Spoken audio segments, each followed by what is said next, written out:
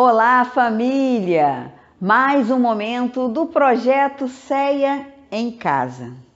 Nesse ano de 2020, em plena pandemia, nosso CEA lançou a campanha das máscaras de tecido, de adulto, de criança, enfim. Já estamos distribuindo inúmeras máscaras para as nossas famílias assistidas. Se você sabe costurar, tem esse dom, vamos lá, confeccione. Está sendo convidada agora nesse momento a trazer quantas máscaras puder e entregar no DIS aqui na nossa casa para que possamos continuar essa bela tarefa de doação de máscaras para as nossas famílias assistidas. Com você, Conceição Dória, com o tema Provas de Riqueza e de Miséria.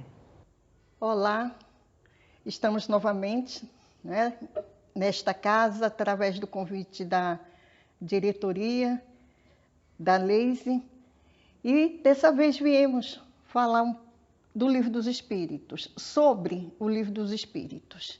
Está nas leis morais, as provas da riqueza e da miséria, no capítulo 9, Lei de Igualdade. Então, são 3 perguntas, e quando ela nos deu a ideia para que nós pudéssemos falar sobre este assunto, só 3 perguntazinhas.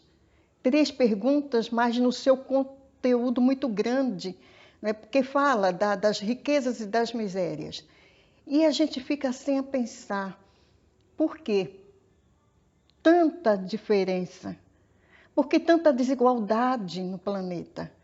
E principalmente no país ao qual nós estamos no momento vivendo esse momento tão doloroso para nós, onde a gente escuta mais sobre a miséria. Seria só miséria no planeta? E Kardec, naquela época, há mais de um século, inquieto que ele estava, ele fez essas perguntas ao Livro dos Espíritos, na pergunta 814, onde ele diz: por que a uns concedeu as riquezas e o poder e a outros a miséria? A gente já vê que não era só ele que se inquietava com esta desigualdade, com esta diferença enorme. E os espíritos falaram para experimentá-los de modos diferentes. Além disso, como sabeis, essas provas foram escolhidas pelos próprios espíritos, que nelas, entretanto, sucumbem, ou seja, caem com frequência. Então, vejamos, nós que escolhemos. E para nós que notamos essa diferença tão brutal, a gente fica a pensar, escolher a miséria, onde faltou o pão de cada dia na mesa daquele e daqueles irmãos, onde falta o chinelo daquela criança, aquela roupa naqueles dias tão frios. E por quê, não é, Senhor? Será que Ele gosta mais de um e de outros? E os espíritos falaram que não, somos todos iguais, fomos todos criados simples e ignorantes. E já que a gente vê alguns, nesse mundo tão grande, tão vasto, alguns vêm com a riqueza, é para que ele possa assim usar, e usar com sabedoria. Ele possa assim saber distribuir, não só usufruir dessas benesses. E muitos a gente vê que não lembra daquele seu igual, porque somos iguais.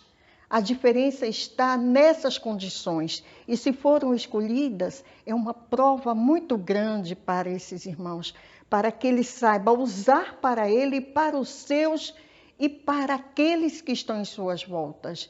Sim, porque aquele, quando gera emprego, quando ele tem essas condições, ele não gera só para um pai de família. Ele ali também ele está gerando para a sua companheira, para os seus filhos e para os agregados. E nós sabemos que estamos reencarnados no planeta de provas e expiações, onde as delícias, as benesses aparecem, não é, a todo momento. E quem não gostaria de ter uma mesa tão vasta? Quem não gostaria de ter um carro do ano, uma casa, como diz na música, uma casa em um jardim? Quem não gostaria para ver florir, não é? E a gente vê nessas diferenças que aquele pobre não tem, às vezes, nem o telhado do seu habitat, não é? Então, as diferenças se veem aí. O rico cada vez mais rico, cada vez mais orgulhoso, cada vez mais egoísta. Onde também a gente vê o pobre, aquele que está na miséria, também orgulhoso, também vaidoso e também egoísta, porque já que estamos reencarnados em um planeta de provas e expiações, já que é uma doutrina que fala da reencarnação, que nós já tivemos várias vidas, né? Já habitamos vários planetas, onde nós também usamos várias roupas, não é? Encobrindo esse nosso espírito. Então, ele serve para isso, para que nós possamos até esquecer a outras vidas onde nós fomos também ricos, onde nós também tivemos riqueza. E será que eu na miséria eu soube usar? Será que eu na riqueza, na abastança, na opulência, eu também soube usar dignamente? Será que o meu coração doeu e eu distribuí a tantos e quantos bateram a minha porta? É para que a gente possa pensar, não é, sobre tudo isso. E se Deus assim pudesse só amar a poucos, onde Ele distribui essas riquezas, que seríamos de nós na pobreza? Quem iria olhar por nós? Quem ia nos dar essa força que nós achamos a cada dia, mesmo na miséria, seguir o nosso barco? É para que assim a gente possa pensar e não estar julgando Deus na distribuição dos desígnios que Ele faz para cada um de nós, os seus filhos. E se são provas, até na miséria também a gente precisa provar que somos resignados.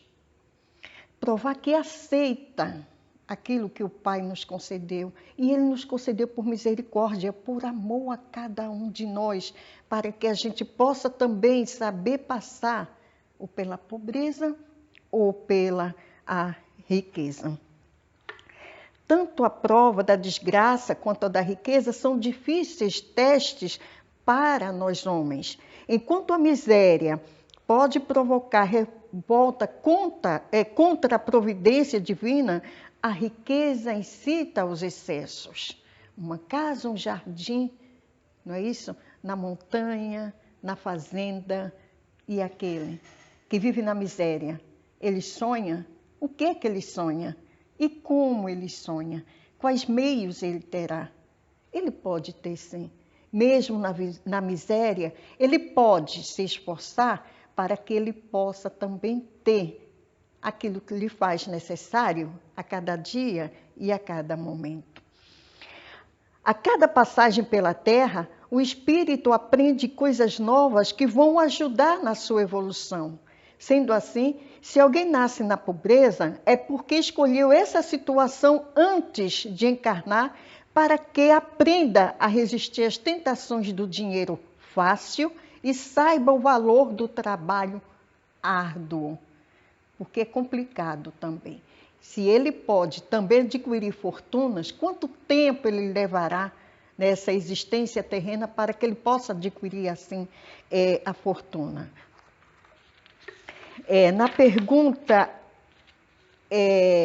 815, Kardec também, assim, ainda inquieto, ele indaga aos espíritos da codificação: qual das duas provas é mais terrível para o homem, a da miséria ou a riqueza?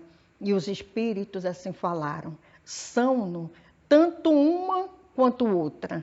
A miséria provoca as queixas contra a providência. A riqueza incita a todos os excessos. Sim, porque aquele que tem, ele quer trabalhar para cada vez mais ele possa ter. Então, ele vive numa situação também dolorida, porque ele não quer perder tudo aquilo que ele tem. Como é que ele pode distribuir?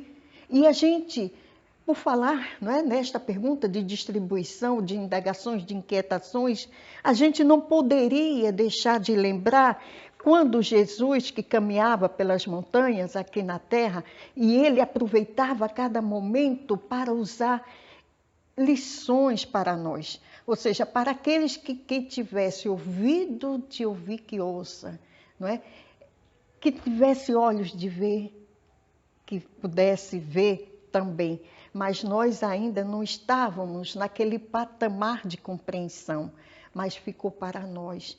Que hoje nós, quem sabe, a gente também esteve lado a lado com Jesus e hoje nós estamos a relembrar tudo aquilo que ele falou. Né? E nós, naquela época, ainda éramos surdos, ainda não alcançávamos aqueles ensinamentos. E por que não lembrar daquele jovem também inquieto, não é? Que ele vai até o mestre e indaga desse jeito: bom mestre, que devo fazer para adquirir a vida eterna? Depois de advertir, um bom só Deus o é, respondeu-lhe Jesus. Se você quer entrar na vida, guarde os mandamentos. E o jovem também, ainda quieto, pergunta: que mandamentos? Jesus enumerou alguns: não matar, não cometer adultério, não furtar, não dar falso testemunho, honrar pai e mãe e amar o próximo como a si mesmo. E ele, quem sabe, assim como nós, cabisbaixo, inquieto, matutando aqueles pensamentos, e ele novamente diz: tenho guardado todos esses mandamentos desde que cheguei à mocidade. Que é o que ainda me falta? Jesus, com aquele olhar compassivo, meigo e sereno, ele nos conhecia por dentro. Ele sabia o que ia de inquietação naquele jovem. Por isso que ele passou para ele, não só para ele, mas para toda a humanidade, as lições que aquele jovem escutou. Aí Jesus responde a ele: se você quer ser perfeito, vá. Olha, é como se estivesse instigando aquela criatura. Venda tudo que tem, dê o dinheiro aos pobres. Epa! Dê dinheiro aos pobres. Como? E terão tesouro no céu. Quando? Qual tesouro ele teria no céu? Depois, venha e siga-me. Ouvindo essas palavras, o moço se foi tristonho, porque possuía grandes haveres. Jesus comentou então com os discípulos: digo-lhes, em verdade, que bem é difícil que um rico entre no reino dos céus. E usa em seguida uma figura de linguagem bastante forte. É mais fácil que um camelo passe pelo fundo de uma agulha do que entrar um rico no reino dos céus. Como aquele jovem teria que vender tudo o que ele tinha? E se no meio da caminhada ele desistisse? E se no meio da caminhada, ou talvez até no início, ele se arrependesse? E tudo aquilo que ele tinha, todas aquelas riquezas, onde está? Como eu posso readquirir novamente? Que ele sabia que tudo isso iria dar trabalho. E esse jovem preferiu seguir a sua vida com toda a sua riqueza e com toda a sua opulência. Segundo a lei da causa e efeito, se no passado desviamos nossa conduta, tudo isso será cobrado futuramente. E é o Mestre que fala, né? A cada um segundo as suas obras. É necessário que nós possamos colher ceitio por ceitio. E então, por que essa inquietação? O que seria melhor eu estar hoje na opulência ou eu estar na miséria? O que seria melhor eu trabalhar cada vez mais para ter o meu pão de cada dia, para mim sustar os meus que dependem e precisam de mim? Ou eu estar na opulência, inquieto, com medo que o ladrão venha, que as traças corroam tudo aquilo? É para a gente pensar. E eu gosto, meus amigos, muito de música, porque música para nós sempre traz uma mensagem quando a música é boa, não é? E eu acredito, aqueles que têm a minha idade, é um pouquinho até mais, que passou no canal de televisão uma novela chamada Pecado Capital, em que tinha uma música que diz assim: dinheiro na mão é vendaval, na vida de um sonhador. E a tristeza se desfaz quando tudo já passou. Mas é preciso viver, e viver não é brincadeira, não. Tantas coisas se desfaz quando a solidão é mais e tudo já passou. É mais ou menos isso. Mas eu tenho a impressão que aqueles que escutaram, gostam dessa música, está condizendo com aquilo que o mestre tinha de inquietação. Porque o dinheiro faz cócega nas nossas mãos. Quanto mais eu tenho, mais eu quero. E a gente esquece dos desígnios que o Pai preparou para nós, que era preciso que eu distribuísse. E temos a certeza que quando nós estivermos do outro lado da vida, seremos cobrados pelo que eu talvez nem fiz, pelo que eu tive oportunidade de fazer e esqueci, e escondi para mim. Ninguém é tão pobre que não tenha nada para dar. E ninguém é tão rico que nada precise. Olha só. Será que o rico precisa? Talvez da riqueza material, não. Mas ele precisa de um olhar. Ele precisa de um aperto de mão. Ele precisa também da gratidão. E o pobre? Aquele que vive na miséria, do que ele precisa? De tudo. Será que ele tem para dar? Tem. Também um olhar, um agradecimento, um aperto de mão, uma palavra amiga. Quem não gostaria de escutar, principalmente nesse momento atual que nós estamos vivendo, tão sofrido, tão doloroso, com tanto derramamento de lágrimas. E a gente escuta, são os pobres que estão indo. Mas é preciso que seja feita a colheita. E Jesus, quando nos avisou que Ele estava vindo, que muitos esperam assim como nós, como Ele veio há 2020 anos atrás, na roupagem, no corpo, igual ao nosso, muitos esperam assim. Jesus está aqui. A colheita é essa que já está sendo feita. Que tenhamos olhos de ver e ouvidos de escutar. Porque Ele nos convida a todo momento, até nesse momento de pandemia. E na pergunta 816, Kardec fez a seguinte: estando o rico sujeito a maiores tentações, também não dispõe, por outro lado, de mais meios de fazer o bem? Ora, que dispõe. E teria que fazer até melhor, porque ele saberia como distribuir. Olha o que os espíritos falaram. Mas é justamente o que nem sempre faz. Torna-se egoísta, orgulhoso, insaciável. A fome do ter mais, a ganância, não é? Com a riqueza, suas necessidades aumentam e ele nunca julga possuir o bastante para si. Por isso que esconde nos cofres da vida. A alta posição do homem neste mundo e a autoridade sobre os seus semelhantes são provas tão grandes e tão escorregadias como a miséria, porque quanto mais rico e poderoso é ele, tanto mais obrigações tem para cumprir e tanto mais abundantes são os meios de que dispõe para fazer o bem e o mal. A escolha é a nossa. Que a vida nos oferece esse campo vasto. Temos o livre-arbítrio entre fazer o bem e o mal.